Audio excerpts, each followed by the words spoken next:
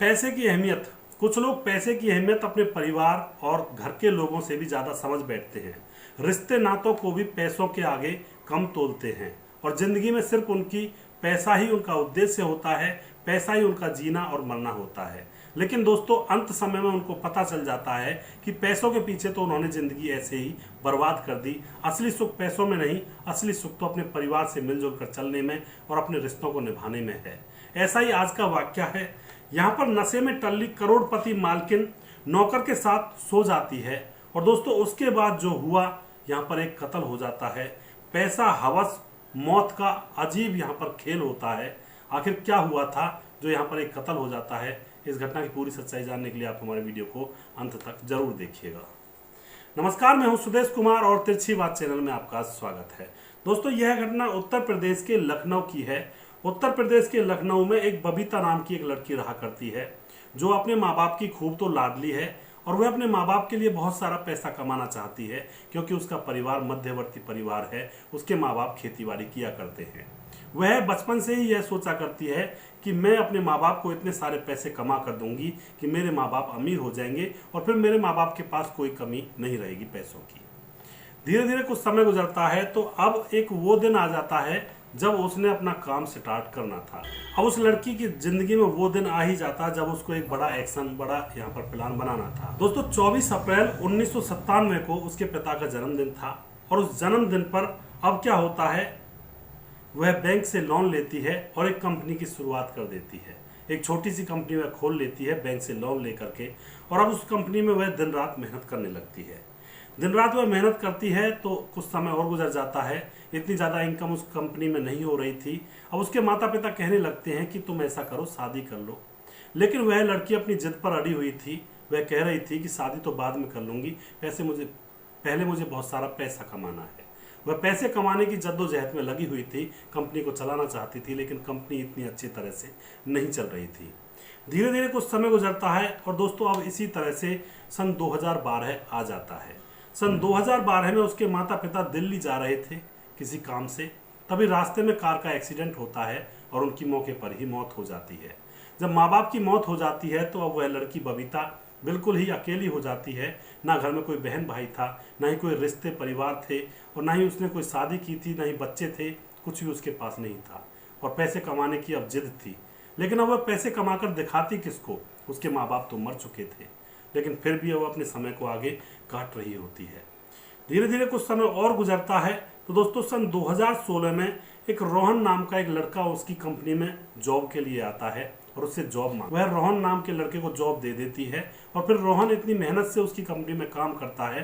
कुछ समय के बाद रोहन की वजह से उस कंपनी में बहुत बड़ा मुनाफा हो जाता है और जैसे ही यह मुनाफा होता है तो बबीता बहुत खुश हो जाती है क्योंकि पूरी जिंदगी में इतना मुनाफा तो उस कंपनी में कभी हुआ ही नहीं था। अब वह रोहन को प्यार भरी दृष्टि से देखने लगती है। यहाँ पर बबीता की उम्र भी अब 47 साल हो चली थी और रोहन की उम्र थी 23 साल। लेकिन रोहन को फिर भी बबीता प्यार भरी नज़रों से देखने लगती है कि इसने मेरी कंपनी में बहुत ही मुनाफा करवाया है। अब रोहन को बबीता अपने साथ पार्टियों में ले जाती, जो बिजनेस पार्टी हुआ करती थी उनमें ले जाया करती और उसके साथ ही घूमा फिरा करती। एक दिन क्या होता है दोस्तों, वह उसको अपने साथ एक बिजनेस पार्टी में ले जाती है और पार्टी में दोनों शराब पीते हैं। वापस घर लौटते हैं तो दोनों एक कमरे में सो जाते हैं और दोनों के बीच में प्रेम प्रसंग बन जाते हैं। दोनों एक दूसरे के साथ शराब के नशे में संबंध बना लेते हैं। जैसे ही सुबह होती है तो रोहन उससे कहता है कि मैडम मुझे माफ़ कर दो, मुझसे गलती हो गई। लेकिन यहाँ पर बबीता उससे कहती है कि अब यह गलती तो रोज़ रोज़ होगी क्योंकि मेरी ज़िंदगी में कोई भी नहीं है, मैं तनहा हूँ, अकेली हूँ। इस पैसे कमाने के चक्कर में मैंने अपनी पूरी ज़िंदगी को बर्बाद कर लिया है। ना ही मैंने शादी की थी, ना ही मेरे बच्चे हुए हैं और जिन माँ बाप के लिए मैं कुछ कर रही थी वो माँ बाप भी मुझे छोड़कर जा चुके हैं। तो दोस्तों अब वह दोनों एक दूसरे के साथ संबंध बनाने लगते हैं और उन दोनों का प्यार परवान चढ़ता है तकरीबन 4 साल तक। और अब 2020 आ जाता है। 2020 में आपको पता है देश के अंदर कोरोना की लहर जो चली थी, उस समय सभी लोग अपने अपने घर चले गए थे काम धंधों को छोड़ करके। तो यहाँ पर रोहन को भी अपने घर जाना पड़ जाता है। उसका घर होता है रायसेन में। तो रायसेन वापस लौट जाता है और वहाँ जाकर उसे पता चलता है कि उसके माँ बाप ने उसके लिए एक लड़की ढूंढ रखी है उससे शादी करने के लिए। तो अब वह उससे शादी करने के लिए वह भी तैयार हो जाता है क्योंकि जीवन की नई शुरुआत रोहन को करनी थी।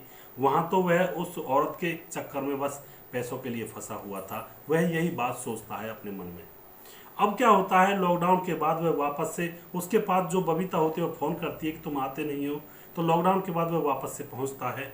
तो वापस जैसे रोहन पहुंचता है तो बबीता कहती है कि मेरा तुम्हारे बगैर मन नहीं लगा था, तुम इतने दिन तक कैसे वहाँ रह लेते हो और तुमने मुझसे फ़ोन भी नहीं किया। तो यहाँ पर दोस्तों अब बबीता को पता चल जाता है, रोहन कहता है कि अब मुझे वहीं पर रहना होगा, नौकरी भी छोड़नी होगी, क्योंकि मेरे माँ बाप मेरे लिए लड़की ढूंढ रखे हैं और वो शादी करवाएंगे।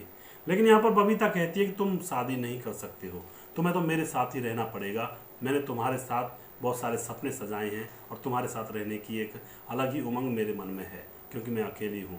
लेकिन रोहन को पता था कि यह तो बुढ़ी हो चली है, 47 साल की है, रोहन अभी 23 साल का है, उसको तो एक नया जीवन साथी चाहिए था। वह उसे कह देता है कि शादी तो मेरी होकर रहेगी, बस मैं यहाँ तक तब तक हूँ जब तक मेरे घर वाले नौकरी छोड़ने के लिए नहीं कहते हैं।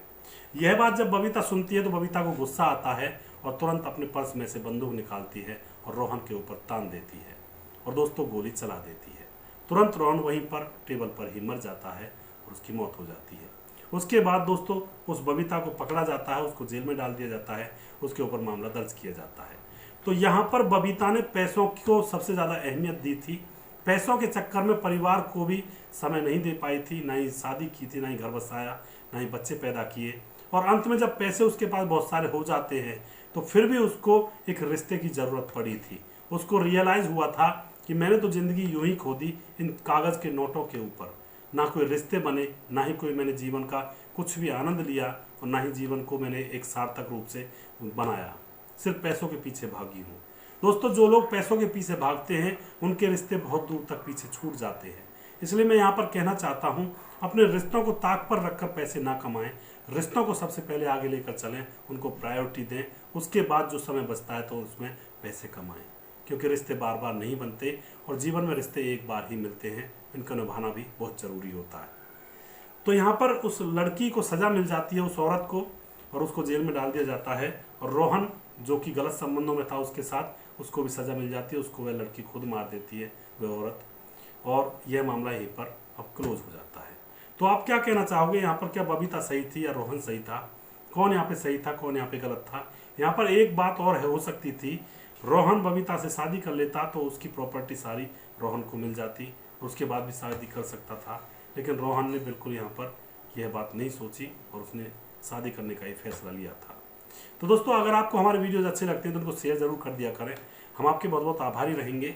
अगला प्रोग्राम में बहुत जल्दी फिर से लेकर आऊँगा किसी सच्ची घटना के ऊपर। तब तक आप खुश रहें, सावधान रहें, रिश्तों की अहमियत को समझें। जय हिंद, जय भारत।